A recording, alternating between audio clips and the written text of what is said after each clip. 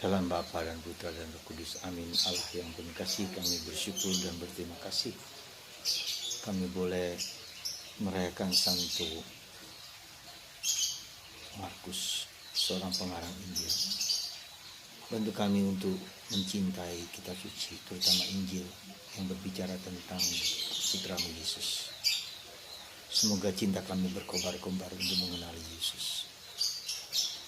Demi Kristus Tuhan dan pengantara kami. Amin. Para saudara, hari ini kita merayakan Santo Markus, seorang pengikut Yesus, meski bukan dari kalangan para rasul. Dan diperkirakan dia orang yang mengikuti Yesus tapi dari jarak jauh. Salah satu ketika Yesus berada di Taman Getsemani, ya, dia mengamati apa yang terjadi di taman itu ketika Yesus sebelum ditangkap dan dia dikejar. Dan dikejar dikatakan juga bahwa dia telanjang karena dikejar, mungkin ketakutan, mungkin apa dan seterusnya. Itulah Markus, dan dia adalah seorang orang kota Yerusalem, dan dia adalah keponakan dari Santo Barnabas. Nah, dia mengikuti Petrus dan Paulus, ya, katakanlah sebagai murid mereka berdua. Kemudian beberapa waktu mereka tinggal bersama mereka dan ikut serta di dalam tugas pewartaan Petrus dan Paulus. Tapi kemudian dia pergi ke Mesir. Di sanalah dia kemudian mewartakan kabar gembira kepada orang-orang Mesir. Dan kemudian sebelum dia dibunuh, dipenggal kepalanya, dia menulis apa yang ia dengar, apa yang ia lihat, apa yang ia alami dengan Yesus berkat bantuan Petrus dan Paulus yang mewartakan kabar gembira tentang Yesus. Dan tentu saja kita tahu bahwa tulisan Santo Markus ini diilhami oleh Roh Kudus pasti. Karena dengan demikian kita tahu bahwa Yesus diungkapkan dengan begitu sangat sederhana, ya, sesuai dengan pengalaman dia melihat mengalami Yesus. Pertanyaannya yang mungkin bisa kita ajukan, kenapa Santo Markus yang menulis?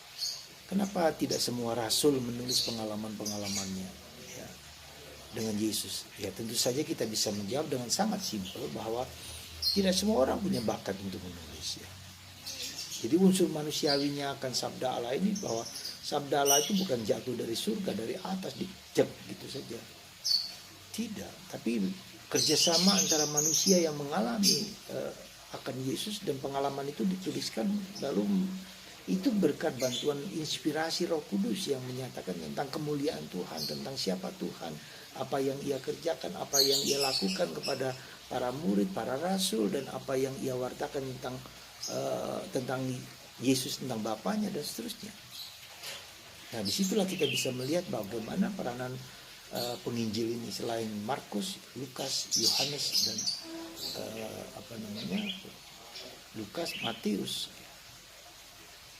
Jadi bapak-bapak para rasul inilah yang pertama-tama dalam lingkaran yang paling dekat, lingkaran yang paling dalam tentang pengalaman dengan Yesus dari perspektif mereka masing-masing. Ya, Lukas menggambarkan tentang Yesus yang lebih sederhana, lebih manusiawi,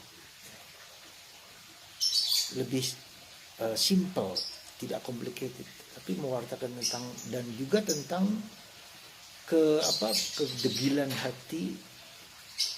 hati para rasul yang tak mampu dan tak bisa mengerti dengan cepat akan pewartaan Yesus.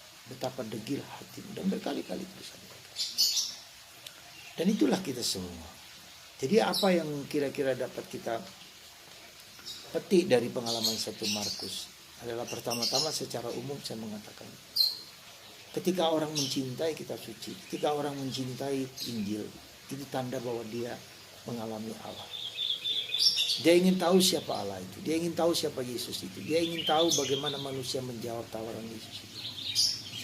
Jadi bisa juga dibalik. Jadi ketika orang tidak mencintai dan mengalami Yesus, dia juga tidak dekat dengan kitab suci. Karena dengan dekat kitab suci, lalu Tuhan sendiri memurnikan motivasi kita. memurnikan motivasi, memurnikan maksud kita yang terdalam.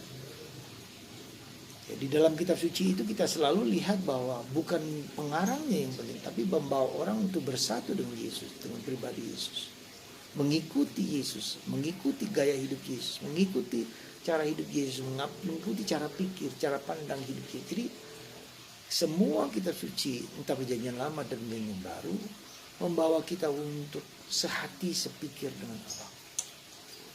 Dan itulah yang kita bisa lihat dalam diri Yesus yang sehati sepikir dengan Bapa. Makananku adalah melakukan kehendak Bapakku. Dan apakah kita juga mempunyai niat, ketulusan dan keseriusan dan semangat membara untuk membuka kitab suci, untuk mendengarkan kitab suci, untuk mencari, merenungkan kitab suci. Itu yang harus kita lihat. Jadi sekali lagi pertanyaan yang mendasar, apakah aku mencintai kitab suci? Jujur saya mungkin bukan orang yang sangat bersemangat membuka kitab suci, tetapi dalam hati kecil saya yang terdalam, itulah yang menginspirasi, memotivasi saya mengapa saya membuat ruah. Kalau Anda melihat ruah bacaan harian kitab suci, itu adalah puluhan tahun yang lalu ketika saya ingin bahwa umat Allah juga menyelami, mengerti, memahami kitab suci sehari-hari dengan cara yang simpel, sederhana, dan setiap orang bisa membawa, setiap orang bisa membuka kapanpun, dimanapun. Jadi kitab suci bukan hanya milik para imam, para bruder, para suster, tapi kita semua. Saya bisa paham bagaimana Santa Teresa dari Avila ketika dulu, dan Teresa kanak-kanak Yesus ketika dulu tidak diperbolehkan orang membuka kitab suci. Tetapi dengan liturgi yang dirayakan di gereja, dengan brevir yang didoakan, lalu dia mulai menangkap, mengerti, memahami, ya, dan mencoba mengutip kembali dan mencoba untuk mendengarkan dengan baik, dan itulah menjadi makanan rohani mereka. Ya. Jadi ada 943 pewahyuan Yesus kepada Teresa Avila, tetapi 940-an itu referensi dari semua kitab suci yang ia dengar. Jadi di sini kita bisa melihat bagaimana Teresa Avila menggauli, bersungguh-sungguh memasuki kitab suci dan mengerti, memahami kitab suci, meskipun pada waktu itu masih dilarang orang membuka kitab suci. Sekarang sangat terbuka dan sangat lebar, tapi justru tidak banyak orang yang memahami kitab suci. Maka sekali lagi saudaraku, mari kita mulai saja. Ketika kita tidak mengerti, ketika tidak ada paham, tidak apa-apa. Kita selalu mohon Roh Kudus supaya sabda kitab suci itu menjadi sabda Allah yang mengena kepadaku berkat Roh Kudus. Jadi kita punya Roh Kudus yang mengilhami dan tak pernah lepas dan menyimpang dari makna dan sabda kitab suci. Tidak pernah. Disitulah kita lihat ya, gereja Katolik yang sungguh sadar dan taat akan sabda Allah. Roh Kudus akan membuka, menerangi sesuai dengan jalur-jalur kitab suci. Dan itulah yang menyebabkan bahwa gereja Katolik, gereja para rasul ini penting ya. Yang menciptakan kitab suci, yang punya otoritas untuk menafsirkan dengan benar kitab suci, yang kita sebut dengan magisterium. Jadi bapak para rasul, bapak gereja, ya, pada setelah para rasul meninggal, lalu bapak gereja yang menjadi murid Yesus, menjadi murid para rasul ini, ya, seperti Clemens Alexandria, Polycarpus, ya, bapak-bapak gereja yang mengalami sendiri dan seterusnya. Dan bapak gereja inilah punya otoritas untuk menafsirkan dengan benar kitab suci, supaya tidak terjadi penyimpangan-penyimpangan juga.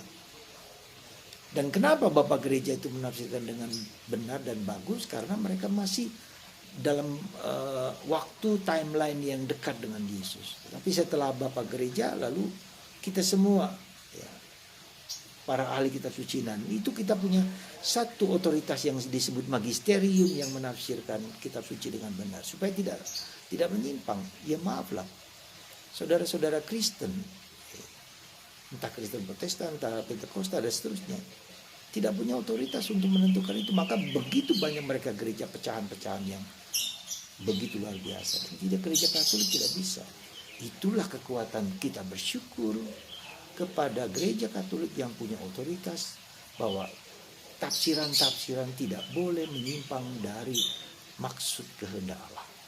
Maka mari saudaraku, kita tidak takut untuk membaca kitab suci, tetapi kita mendengarkan sabda Allah supaya hidup kita semakin dekat, semakin dekat dan mengalami Tuhan Yesus.